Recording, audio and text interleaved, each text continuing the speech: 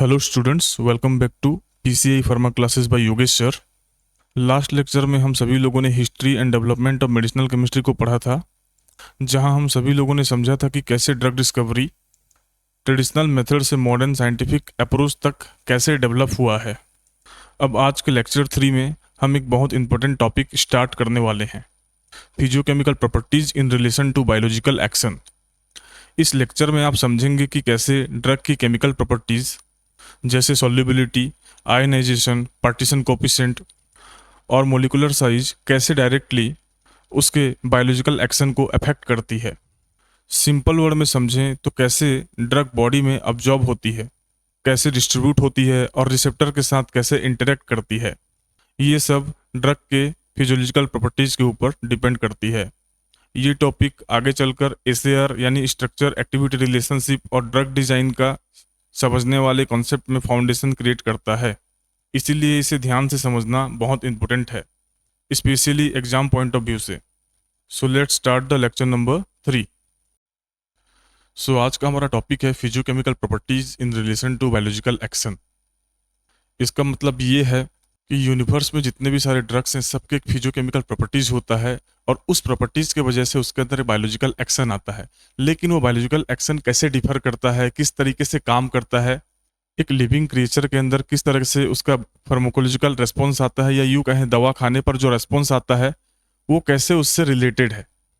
तो हम इसका इंट्रोडक्शन पार्ट देखने वाले हैं, जिसमें फर्स्ट पॉइंट में बताया गया है physiochemical properties forms the foundation of medicinal chemistry because they determine how a drug behave in the body. इसका मतलब है फिजियोकेमिकल प्रॉपर्टी वो प्रॉपर्टी है जो मेडिसिनल केमिस्ट्री का फाउंडेशन माना जाता है, यानी शुरुआत माना जाता है।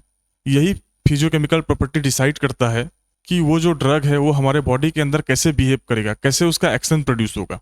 सेकेंड पॉइंट में हम देख पा रहे हैं, in simple term a drug will act only if it can reach its site of action, bind properly and remain active long enough. इसका मतलब क्या है? इसका मतलब है ए ड्रग या कोई एक दवा तभी काम करेगा जब वो अपने साइट ऑफ एक्शन पे पहुंचेगा, यानी अपने रिसेप्टर पे, अपने टारगेट तक पहुंचेगा, तभी वो अपना काम दिखाएगा, तभी वो अपना रिस्पॉन्स प्रोड्यूस करेगा।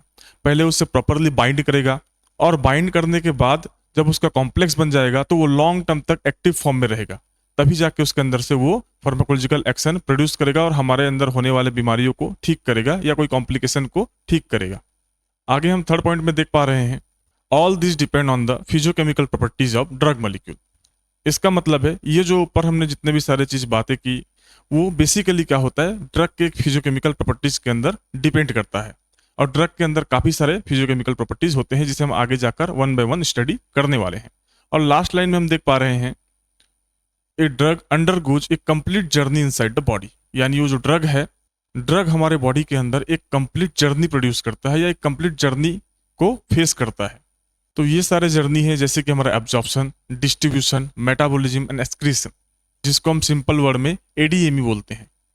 तो अगर हम एब्जॉर्प्शन की बात करें तो सबसे पहले ड्रग हमारे बॉडी में एब्जॉर्ब होकर ब्लड स्ट्रीम में जाता है, यानी हमारे अंदर जो सर्कुलेट हो रहा है उस ब्लड के अंदर जाता है।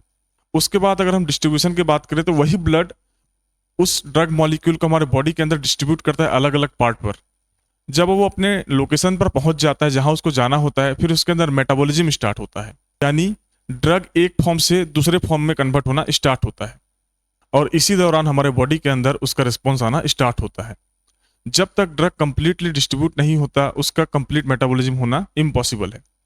जब ड्रग कंप्लीटली मेटाबोलाइज हो जाता है, उसका एक्शन प्रोड्यूस हो जाता है, उसके बाद उसे बॉडी से बाहर निकल दिया जाता है। ये एक बॉडी का नॉर्मल फंक्शन होता है जिसको हम बोलते हैं एक्सक्रिएशन। इसमें दिया है drug is remove from body. तो ये था ड्रग की जर्नी, और ये जर्नी भी ultimately physicochemical properties of drug के ऊपर ही डिपेंड करता है। और फिफ्थ पॉइंट में हम देख पा रहे हैं, each step is controlled by physicochemical properties of drug, यानी ये जो 4 स्टेप है बेसिकली ये फिजियोकेमिकल प्रॉपर्टीज ऑफ ड्रग के द्वारा कंट्रोल होते हैं। तो ये एक बेसिक इंट्रोडक्शन पार्ट था। आगे हम देख पा रहे हैं how physicochemical property control the drug action. इसका मतलब है कि सही मायने में फिजियोकेमिकल प्रॉपर्टी ड्रग के एक्शन को कैसे कंट्रोल करता है। तो सबसे पहली ड्रग हमारे बॉडी के अंदर जाता है, उस प्रोसेस को हम बोलते हैं एब्जॉर्प्शन। इसमें बताया गया है drug must cross the membrane like lipid membrane, यानी हमारे बॉडी के अंदर जो लिपिड का मेम्ब्रेन होता है या हमारे स्किन के ऊपर जो लिपिड का मेम्ब्रेन होता है, ड्रग को उसको क्रॉस करना बहुत जरूरी होता है, तभी जाके वो हमारे ब्लड तक पहुंच पाता है। तो उस मेम्ब्रेन को क्रॉस करने के लिए कुछ डिपेंडेंसीज होते हैं, जैसे कि हमारा लिपोफिलिसिटी, आयोनाइजेशन, सॉल्युबिलिटी, ये कुछ फैक्टर है जिसके ऊपर उसको डिपेंड करना पड़ता है ताकि वो उस बायोलॉजिकल मेम्ब्रेन को क्रॉस करना पड़े। Only properly balanced drug can be observe. जब तक एक ड्रग प्रॉपरली बैलेंस या प्रॉपरली उसका लिपोफिलिसिटी को या आयनाइजेशन को या सॉल्युबिलिटी को बैलेंस नहीं किया जाएगा, तब तक वो हमारे बायोलॉजिकल मेम्ब्रेन को क्रॉस करना मुश्किल हो जाएगा। इसके वजह से उसका रेस्पॉन्स भी सही से नहीं आएगा। हमने एक स्पेसिफिक वर्ड देखा इसमें जिसमें लिखा था बायोलॉजिकल मेम्ब्रेन। इसका मतलब है यानी हमारे स्किन के नीचे या हमारे स्किन पे एक लिपिड का बाइलेयर होता है, यानी चर्बी का बाइलेयर होता है जो हमारे बॉडी को एक तरीके से प्रोटेक्ट करता है, और यही मेडिसिन का हमारे बॉडी के अंदर जाना और आना को कंट्रोल करता है, या यूं कहें उसका एंट्री को कंट्रोल करता है। तो उसी मेम्ब्रेन को हम बोलते हैं बायोलॉजिकल मेम्ब्रेन। और सारे मेडिसिन को बेसिकली इस जगह से मैक्सिमम मेडिसिन को एंट्री जब तक नहीं मिलेगा तब तक उसका बायोलॉजिकल एक्शन प्रोड्यूस नहीं होगा। अब हम नेक्स्ट स्टेप में देख पा रहे हैं मूवमेंट इन द बॉडी, इसको हम बोलते हैं डिस्ट्रीब्यूशन। तो इसमें क्या होता है, जब बॉडी के अंदर वो ड्रग एब्जॉर्ब हो जाता है तो उसके बाद वो सिस्टमिक सर्कुलेशन में जाता है बायोलॉजिकल मेम्ब्रेन को क्रॉस करके, उसके बाद वो बॉडी के अंदर मूवमेंट करेगा। मूवमेंट करने से क्या होगा, डिस्ट्रीब्यूशन होगा उस ड्रग का बॉडी के डिफरेंट पार्ट में। तो इसमें क्या होता है, drug travels through the blood and tissue. उसमें क्या होता है, बेसिकली हमारे बॉडी में जो ब्लड है और टिश्यू है उसके जरिए ड्रग हमारे बॉडी के अंदर ट्रेवल्स करता है। ये बेसिकली डिपेंड करता है प्रोटीन बाइंडिंग, लिपिड और water solubility and molecular size. ये फेज डिटरमाइन करता है कि ड्रग हमारे बॉडी में कहां पे एक्युमुलेट होगा, कहां पे जाके रुकेगा या कहां पे जाके जमा होगा। नेक्स्ट स्टेप में हम देख पा रहे हैं इंटरेक्शन विद टारगेट, जिसे हम रिसेप्टर बाइंडिंग बोलते हैं। जब ड्रग मॉलिक्यूल हमारे बॉडी के अंदर टिश्यू और ब्लड के द्वारा डिस्ट्रीब्यूट हो जाता है तब वो अपने परफेक्ट टारगेट के पास पहुंचता है और उससे बाइंडिंग करता है। बाइंडिंग करने की वजह से क्या होता है, हमारे बॉडी के अंदर वो रिस्पॉन्स आना धीरे धीरे स्टार्ट हो जाता है।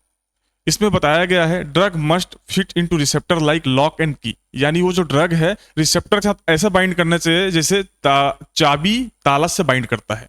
ये बेसिकली डिपेंड करता है ड्रग के शेप एंड साइज, ड्रग के फंक्शनल ग्रुप एंड ड्रग के इलेक्ट्रॉनिक प्रॉपर्टीज के ऊपर ही डिपेंड करता है, ताकि वो कैसे उस रिसेप्टर से कितने फोर्स के साथ और कौन से तरीके से बाइंड करे।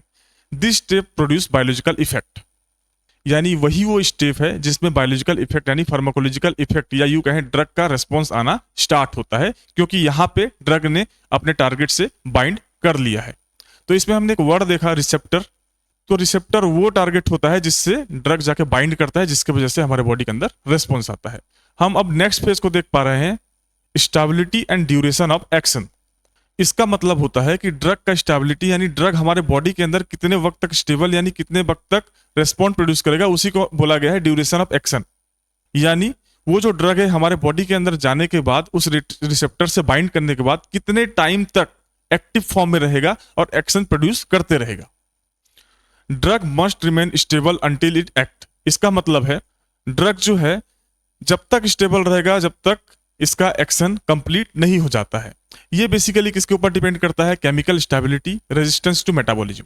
यानी वो ड्रग जो है केमिकली स्टेबल होना चाहिए और मेटाबॉलिज्म से लॉन्ग टर्म तक रेजिस्टेंस बनाए रखना चाहिए, यानी मेटाबॉलिज्म उसका जो ओरिजिनल एक्टिविटी है उसको अफेक्ट नहीं करना चाहिए। और थर्ड बताया गया है determine the duration of action. इसी के वजह से क्या होता है, उसका जो ड्यूरेशन ऑफ एक्शन जो होता है उसको हम डिटरमाइन कर पाते हैं। जिस ड्रग का chemical stability, resistance to metabolism बेहतर होता है उसका ड्यूरेशन ऑफ एक्शन अच्छा होता है, जिसकी वजह से हमें जल्दी बीमारियों से छुटकारा मिल जाता है या फार्माकोलॉजिकल एक्शन बेटर निकल के आता है।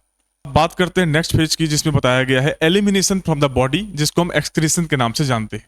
जब ये सारे चीज कंप्लीट हो जाता है तो बॉडी एक एक्टिव मेटाबोलाइट से इनएक्टिव मेटाबोलाइट या वेस्ट मेटाबोलाइट में कन्वर्ट हो जाता है, जिसकी वजह से बॉडी उसको वेस्ट की तरह ट्रीट करता है और बॉडी उसको बाहर निकाल देता है।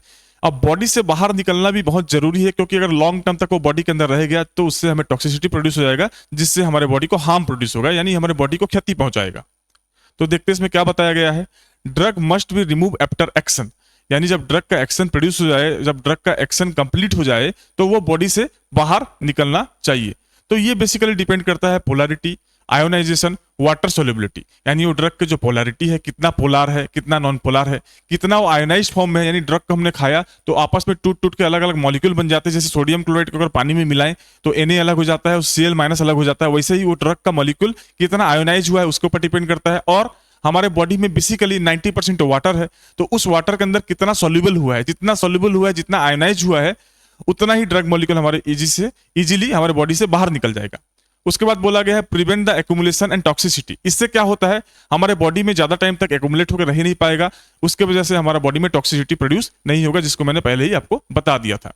तो इसी के वजह से बोला जाता है कि physicochemical properties decide whether a drug can reach, bind, act and be eliminated properly. इसका मतलब है यही वो प्रॉपर्टीज होता है, या फिजियोकेमिकल प्रॉपर्टी वो प्रॉपर्टी होता है ये जो डिसाइड करता है कि ड्रग कहां तक जाएगा, कितना बाइंड करेगा, कितना एक्टिविटी प्रोड्यूस करेगा और कब हमारे बॉडी से प्रॉपरली एलिमिनेट हो जाएगा। तो अगर हम ड्रग की इस फिजियोकेमिकल प्रॉपर्टी को कॉन्सेप्चुअली अगर एक ओवरऑल फ्लो के हिसाब से देखें, तो सबसे पहले ड्रग का स्ट्रक्चर होता है, स्ट्रक्चर के बाद उसका फिजियोकेमिकल प्रॉपर्टीज होता है, उसके बाद एडीएमई प्रोफाइल आता है जिसमें absorption, distribution, metabolism and excretion होता है, उसके बाद क्या होता है ड्रग रिसेप्टर इंटरेक्शन होता है, फिर जाके हमारे बॉडी में क्या होता है बायोलॉजिकल रिस्पॉन्स प्रोड्यूस होता है। अब देखते हैं why this topic is important for us, यानी ये जो टॉपिक है हमें मेडिसिनल केमिस्ट्री में क्यों इंपॉर्टेंट माना गया है, क्यों हमें इसे पढ़ना चाहिए। It is the core of medicinal chemistry. इस कॉन्सेप्ट को मेडिसिनल केमिस्ट्री का कोर माना जाता है क्योंकि इसमें वो सारी चीजें बताया गया है जो एक ड्रग के अंदर होना बहुत जरूरी है। It help in the understanding why drug work और फेल। ये वो कॉन्सेप्ट है जो बताता है कि ड्रग क्यों फेल हो रहा है या ड्रग क्यों काम कर रहा है हमारे बॉडी के अंदर। अगर कोई ड्रग फेल हो रहा है तो उस पर क्या ऑप्टिमाइजेशन करेंगे, या एक ड्रग काम कर रहा है तो उसके काम करने के तरीके को और कैसे बेहतर बनाएंगे, ये वो कॉन्सेप्ट को हमें समझाता है। Basis for structure activity relationship, यानी स्ट्रक्चर एक्टिविटी रिलेशनशिप या एसएआर जिसे हम बोलते हैं, उसका एक बेसिस होता है, यानी वो यही जगह से शुरुआत होता है, यही से शुरुआत होता है। इसी को लेकर हम एसएआर का स्टडी करते हैं। बेसिकली जब हम एसएआर का स्टडी करते हैं कोई केमिकल का, तो उसमें फंक्शनल रूप क्यों प्रेजेंट है, इसका प्रेजेंट होने से क्या ड्रग एब्जॉर्ब जल्दी होगा, क्या इसका रिस्पॉन्स ज्यादा बेहतर आएगा। तो बेसिकली वो यही से शुरुआत होता है, फिजियोकेमिकल प्रॉपर्टी से ही शुरुआत होता है। Important for the drug design and modification. इसका मतलब है ड्रग डिजाइन करने के लिए या एक बेहतर ड्रग बनाने के लिए, एक एग्जिस्टिंग ड्रग मॉलिक्यूल को और मॉडिफाई करने के लिए ये सबसे ज्यादा इंपॉर्टेंट पार्ट माना जाता है। और फिफ्थ पॉइंट को मैंने इसलिए इसमें इंक्लूड किया है क्योंकि जब हम यूनिवर्सिटीज में एग्जाम देने जाते हैं या वाइवा देने जाते हैं, तो मेडिसिनल केमिस्ट्री के टीचर को rather than asking about a medicine, उसको फिजियोकेमिकल प्रॉपर्टीज में क्वेश्चन पूछने में ज्यादा बेहतर फील होता है। इसलिए बच्चों को वो इस सब्जेक्ट से मैक्सिमम क्वेश्चन पूछने के प्रयास करते हैं। अब इसको मैंने 5 पॉइंट में समराइज किया है ताकि हम इसको जल्दी से जल्दी याद रख लें, ताकि हमें बाद में कोई प्रॉब्लम ना हो और एग्जाम में काफी हमें मदद मिले। तो फर्स्ट पॉइंट है हमारा physicochemical property control the entry journey of drug in body, यानी फिजियोकेमिकल प्रॉपर्टी वो प्रॉपर्टी है जो हमारे बॉडी में एडीएमई प्रोफाइल है उसको मैनेज करता है, या उसको स्टडी कराने में मदद करता है, या उस प्रोफाइल को बेहतर बनाने में हमें मदद करता है। दूसरा पॉइंट ये बताता है they determine absorption, distribution, receptor binding and elimination, यानी एब्जॉर्प्शन से शुरुआत होकर डिस्ट्रीब्यूशन तक, रिसेप्टर बाइंडिंग तक और एलिमिनेशन तक का जो जर्नी है, ये फिजियोकेमिकल प्रॉपर्टीज के द्वारा ही हम स्टडी कर सकते हैं। Proper balance is essential for effective drug action, यानी ये जो फिजियोकेमिकल प्रॉपर्टी है अगर इसको हमने प्रॉपरली बैलेंस कर लिया तो उससे हमें इफेक्टिव ड्रग एक्शन देखने को मिलेगा, यानी बेहतरीन ड्रग का एक्शन हमें देखने को मिलेगा। These properties are base of the SAR and drug design, यानी ये जो फिजियोकेमिकल प्रॉपर्टी है ये ड्रग डिजाइन करने का बेस है और एसएआर स्टडी करने का उसका बेस मटेरियल माना जाता है।